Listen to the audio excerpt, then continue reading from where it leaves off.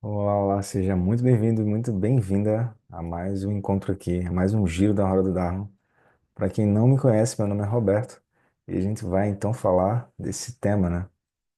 Experimentar aqui esse novo formato, onde a gente tem então essa pergunta que é: qual é a diferença entre pena e compaixão, né? Então, em geral, como que a gente pode comunicar isso? A gente vai comunicar isso da seguinte forma: a gente vai entender, ops. A gente vai entender, pronto. A gente vai entender que quando a gente tem pena, a gente se comporta de um determinado jeito.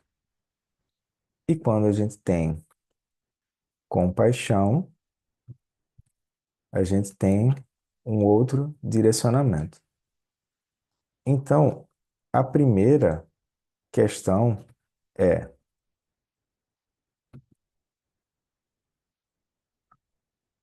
o que realmente acontece quando a gente olha para a realidade a partir de pena e a partir de compaixão, beleza? Então, o que que vai rolar?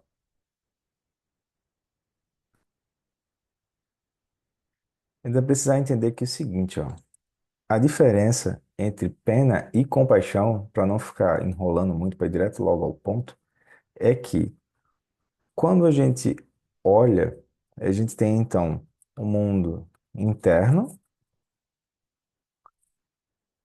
e o mundo externo, beleza? Em geral, o que é que acontece?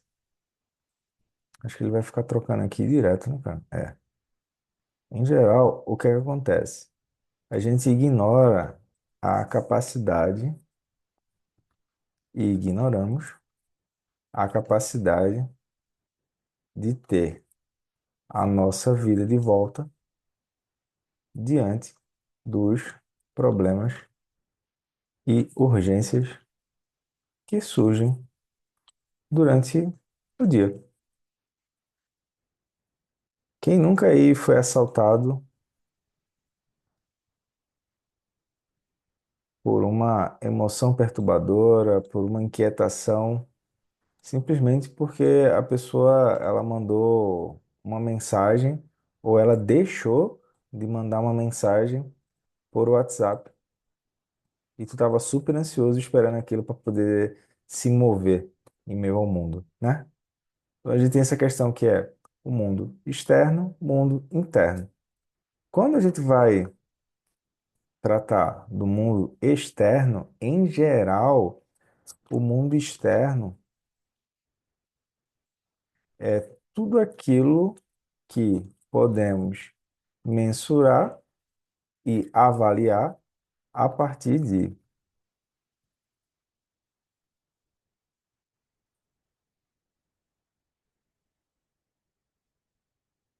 Ih, rapaz, depois eu vou configurar essa aqui. Olhos, ouvidos, nariz, opa, língua, contato do corpo. E aqui faltou naturalmente a mente. Então, na verdade, se eu quisesse melhorar isso aqui, eu teria a mente em contato. Acho que é essa aqui. A mente associada aos olhos,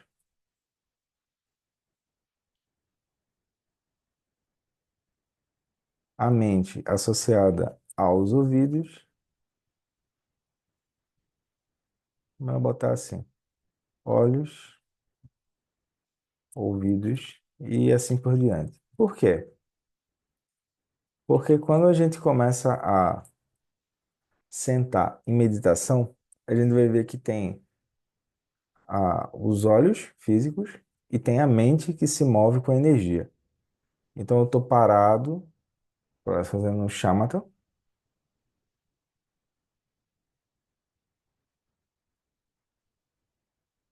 e alguma coisa aparece e arrasta a minha mente para uma direção. Nesse momento, eu começo a entender que não são os meus olhos físicos, ou seja, não é o mundo externo que está me arrastando. Isso vem a partir da meditação, tá?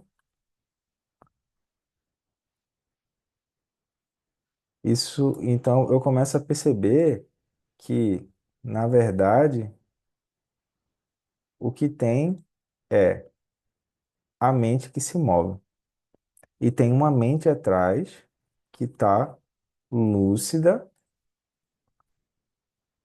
testemunhando isso. Testemunha uma mente que se move e uma mente lúcida que testemunha esse movimento.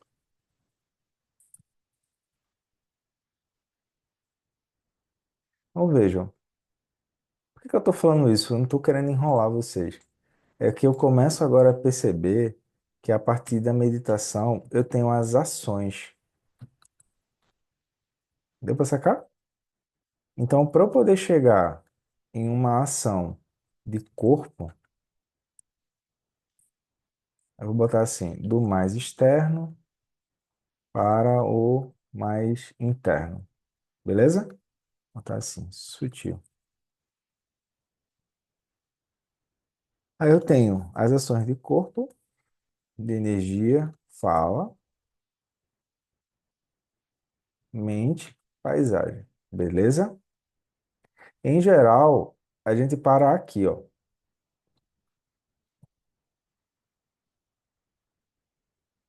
Eu vou botar verdinho aqui porque significa assim, tá muito, é mais fácil a gente identificar. Agora, a gente também poderia olhar aqui a questão da mente, porque essa questão da mente é engraçado, porque todo mundo agora é cientista da mente, mas a pessoa não sabe nem o que é propriamente. Ela sabe dar pitaco sobre aquilo.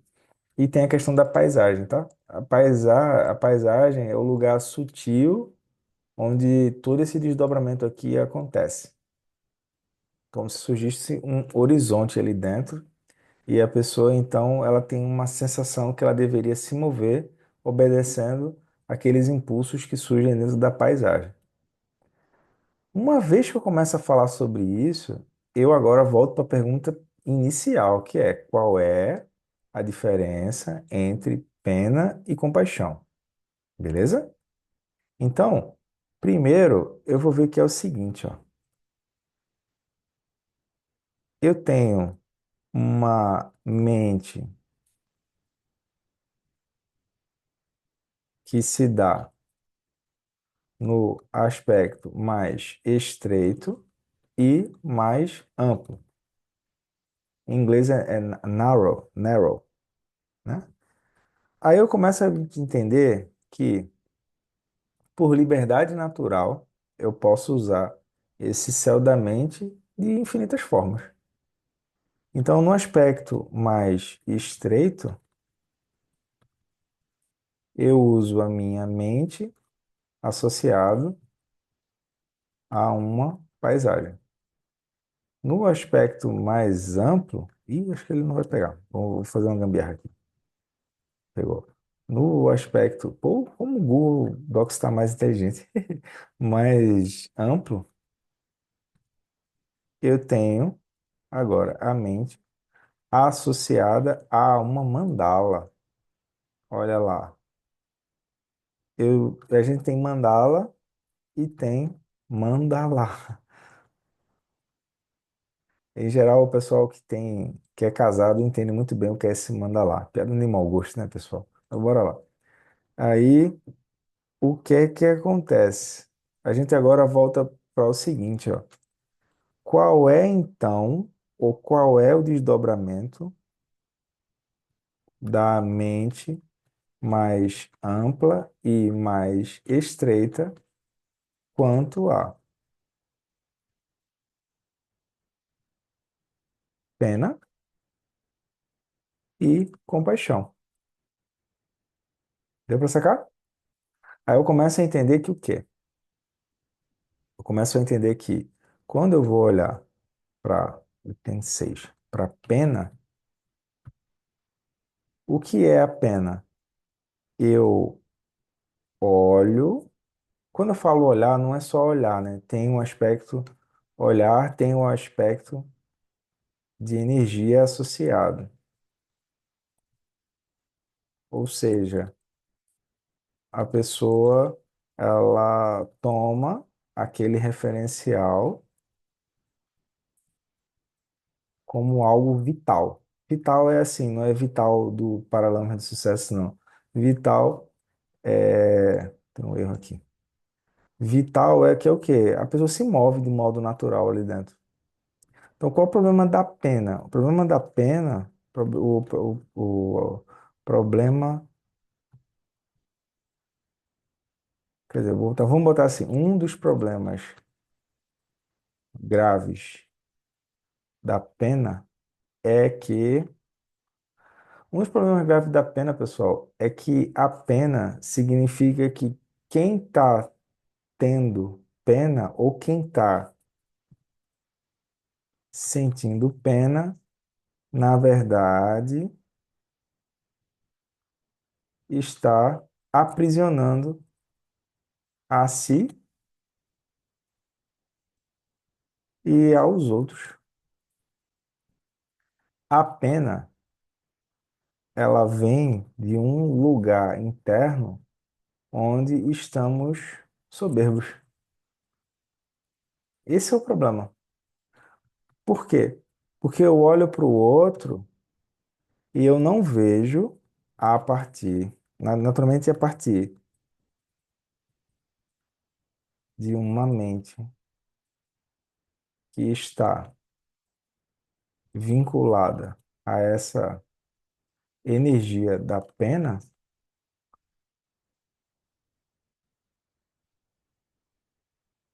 eu me acho superior ao outro,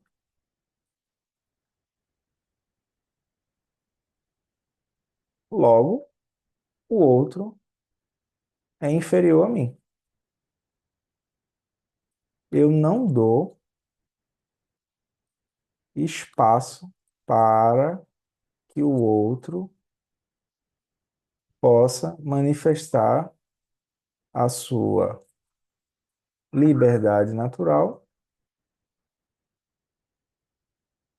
ou seja, o aspecto mais secreto, digamos assim, da experiência de realidade. E aí eu estou avaliando toda uma vida, uma narrativa, toda a potência que o outro deveria manifestar a partir dos meus referenciais, como se eu fosse alguma coisa que pudesse julgar os outros.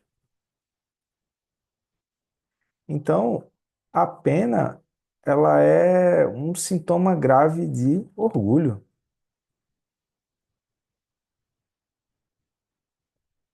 porque eu não dou espaço,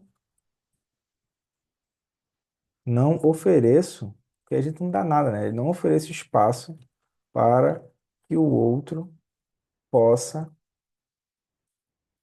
manifestar suas qualidades, por exemplo, manifestar as virtudes, qualidades do coração. O coração, como a compaixão, por exemplo, não tem, opa, a mandala da sabedoria do espelho, por exemplo, Buda Ratnasambhava, né, da cor amarela, perdão, da sabedoria da igualdade. Então eu olho para o outro e eu vejo que o outro é capaz de manifestar certas qualidades e a partir daí é que eu vou me relacionar. Eu pego os olhos do olho do outro emprestado, né? É mais ou menos o que acontece com um professor. O professor, se ele chegar tendo pena de um aluno, ele é um péssimo professor, Porque ele não está conseguindo olhar para o aluno no lugar do aluno. Ele está querendo congelar o aluno e avaliar o aluno no lugar onde ele está. Então ele não serve para ser professor, ele serve para ser outra coisa. Eu gosto de usar exemplo bobo, mas que funciona.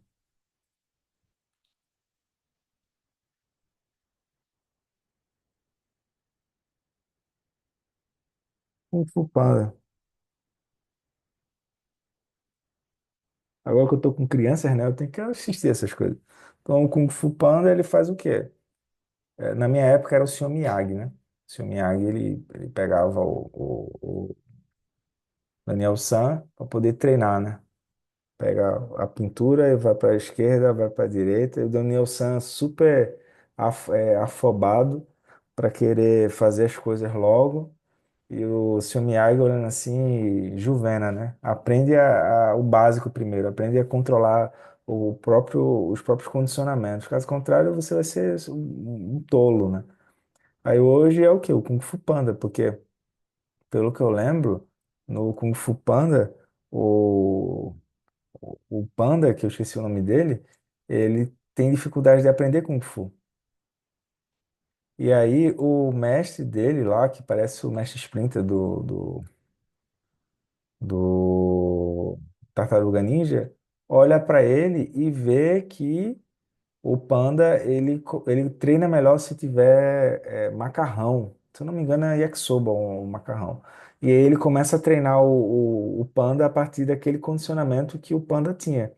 Naturalmente, com o tempo, o panda ele deixa de lado aquele condicionamento e ele avança no treinamento, né? Então, se o mestre lá do Panda tivesse pena dele, aquilo não ia funcionar. Então, é muito, muito importante que a gente veja isso, pessoal. Importante demais. A pena nada mais é do que um sinal grave de orgulho e arrogância de quem a pratica, tá?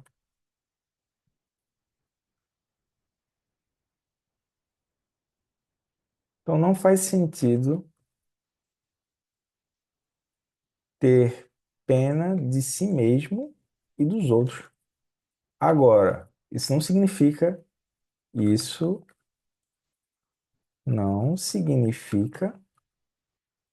que vamos sair por aí fazendo o que dá na telha,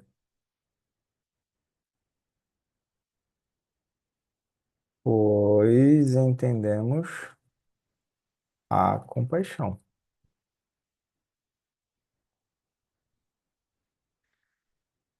Para eu chegar nesse item da compaixão, o que é que eu preciso agora? Eu preciso entender que compaixão não é ser tolo, não é ser bobo, não é ter pena do outro. A compaixão, ela sempre vem associada de discernimento junto, de sabedoria. Então, a compaixão surge pelo caminho.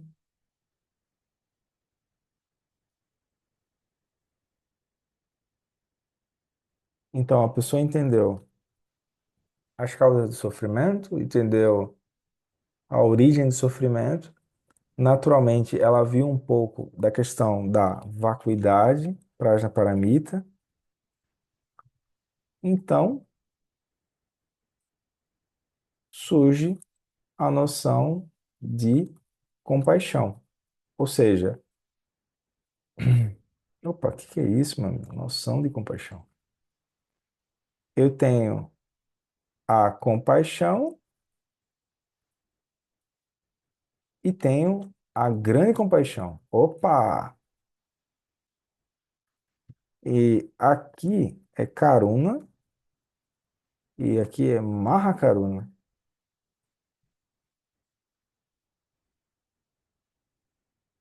qual é então a questão?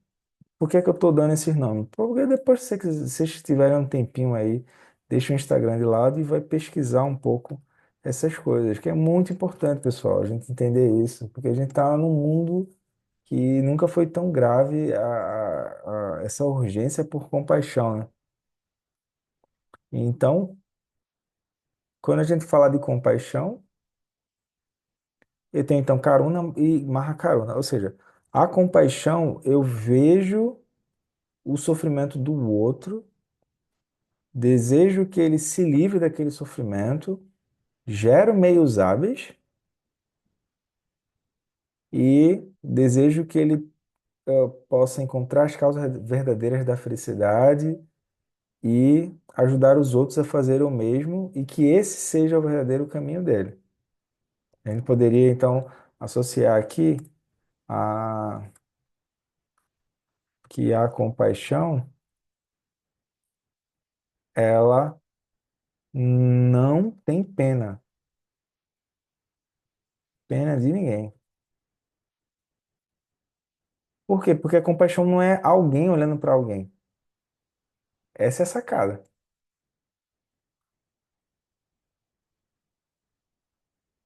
Vou até botar assim. A compaixão, ela é um exercício natural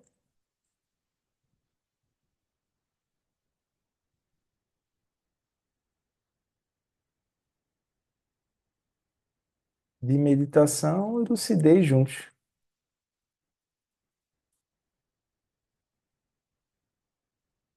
Acho que aqui é juntas, né? A meditação e a lucidez.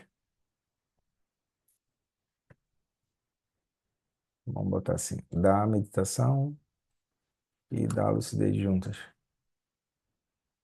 Então eu percebo então que a compaixão, ela surge eu olhando o sofrimento, desejando aliviar o sofrimento e ajudando o outro a ele caminhar melhor. Aí eu tenho então a grande compaixão que vem por bodhicitta.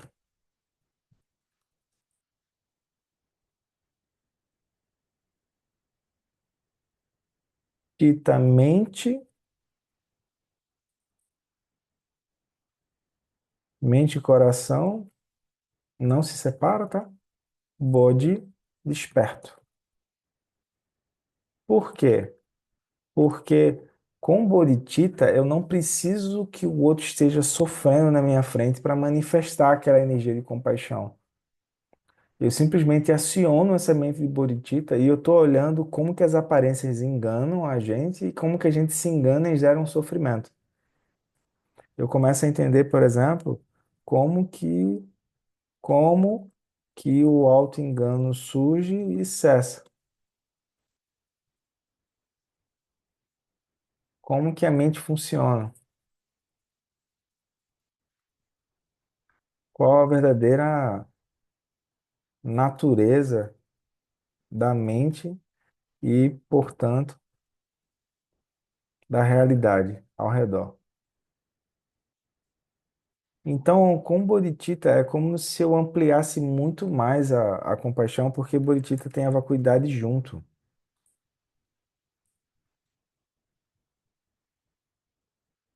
E aí, na com a pena, eu vejo os outros e a mim mesmo como vítimas das circunstâncias.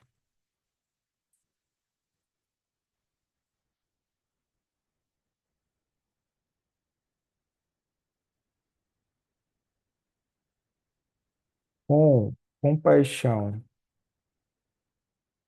e especialmente grande compaixão, eu vejo a liberdade natural dos seres. Na verdade, veja assim, eu vejo o potencial inato dos seres e vejo que é possível que a gente possa andar em um mundo que não vai ser consertado e ainda assim se apaixonar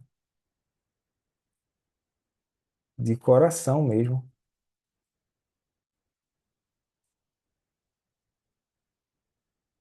pelos seres.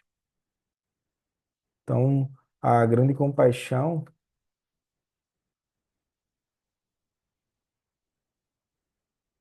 ela tem esse aspecto de coragem, né? De destemor, porque não é muito fácil lidar com as pessoas. Não sei se a gente já percebeu isso. Mas de onde é que vem então esse interesse de querer andar no mundo mesmo assim, sabendo como é que as coisas são?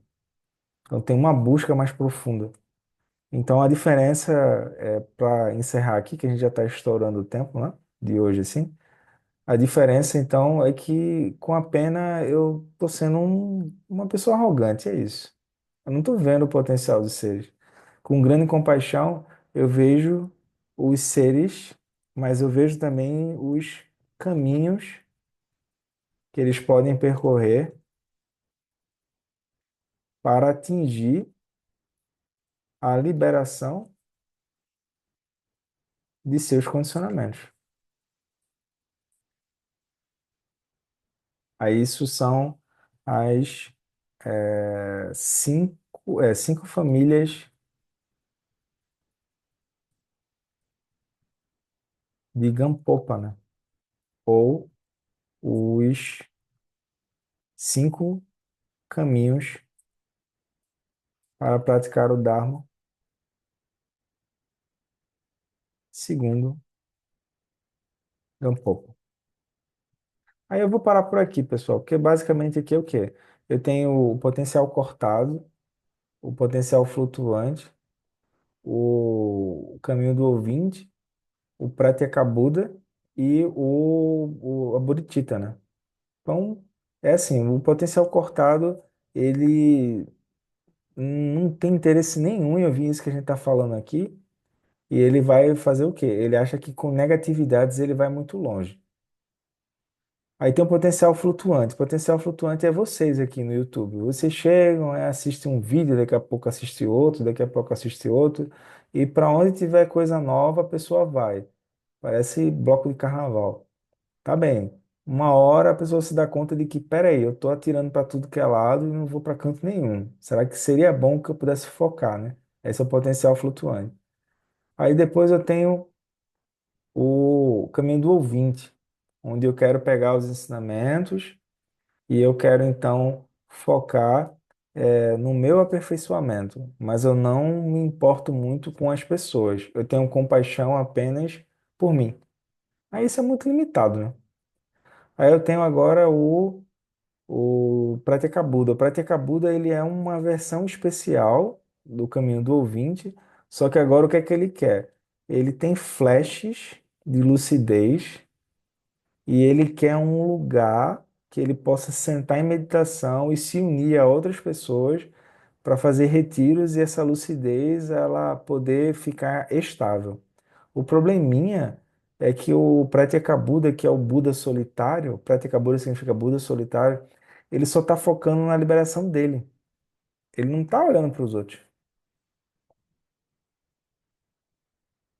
Aí tu tem então a última, que é a mais elevada, que é se manifestar por bodhicitta, que é eu entendo que eu tenho problemas, eu entendo que esses problemas têm uma causa, eu entendo que esses problemas também podem ser resolvidos a partir da compreensão de como a mente funciona, e eu agora vou ajudar as outras pessoas, porque eu estou vendo que não é sobre pessoas, é sobre ter ou não clareza sobre como a mente funciona. Quem tem clareza sobre a mente, como a mente funciona, ajuda as outras pessoas a fazerem o mesmo. É assim que funciona, tá? Então eu fico por aqui, espero que tenha ajudado.